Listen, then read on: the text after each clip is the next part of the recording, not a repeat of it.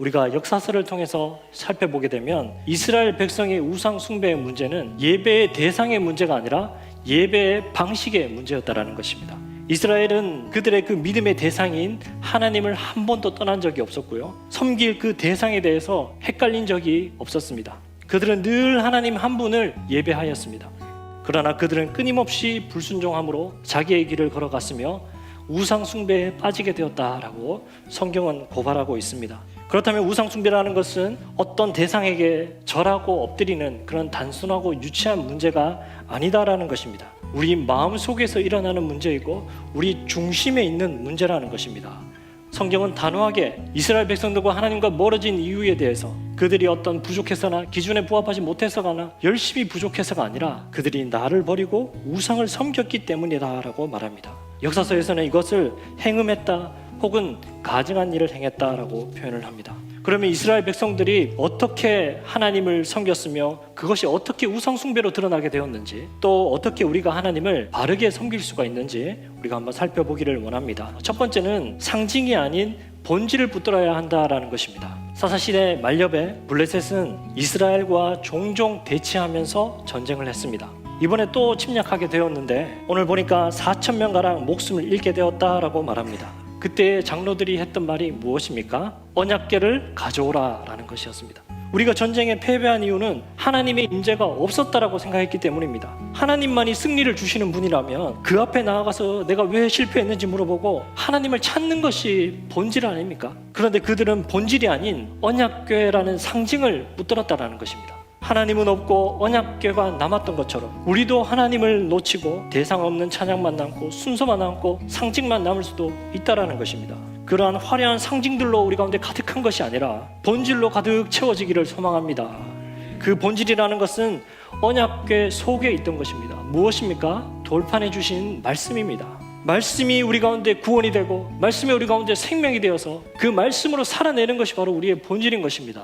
우리 가운데 그 본질이 역사하는 믿음으로 충만하여서 정말 말씀을 통한 주의 임재가 우리 가운데 가득하기를 소망합니다.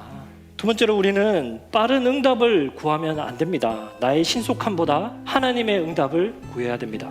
이스라엘은 전쟁에 패배했습니다. 패배했으면 하나님께 좀 물어보는 시간들을 가지면서 울고 회개하고 기다리고 점검하고 기도하는 그런 시간들을 좀 가지면 안 됩니까? 그런데 그들은 잠시도 그런 시간들을 가지려고 하지 않았습니다. 곧바로 했던 말이 무엇입니까? 언약궤를 가져오라. 왜 우리가 우상에 빠집니까? 우리의 답답함을 당장 빠르게 해결하고 싶기 때문입니다. 빨리 이 고난에서 벗어나고 싶은 마음 때문입니다. 그러나 하나님께서 그런 시간들을 겪게 하실 때는 우리는 그 자리에 머물러야 합니다. 하나님께서 빨리 해결하실 능력이 없으신 것이 아니고요, 빠른 해답 자체가 하나님의 방법이 아닐 때가 많다라는 것입니다. 우리가 불쌍해지는 것이 나쁜 것이 아닙니다. 비천한 자리에 있는 것이 우리의 손해가 아닙니다. 진짜 손해는 하나님께서 우리를 불쌍히 여기지 않는 것입니다. 그러나 철저히 우리가 하나님 앞에서 울며 금식하며 회개하고 주님의 응답을 기다릴 때 주님의 임재가 있는 줄 믿습니다.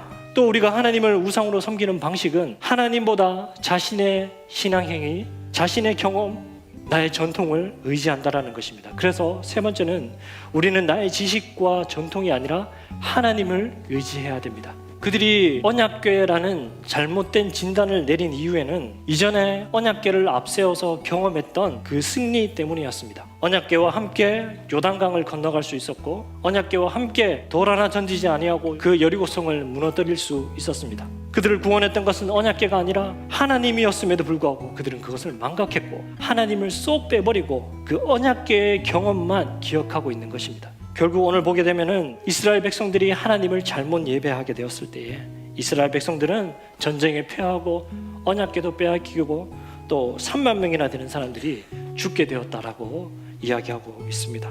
그렇다면 과연 우리는 무엇을 예배하고 있는 것일까요? 그릇되게 하나님을 예배하지 않았는지 돌아보기를 원합니다.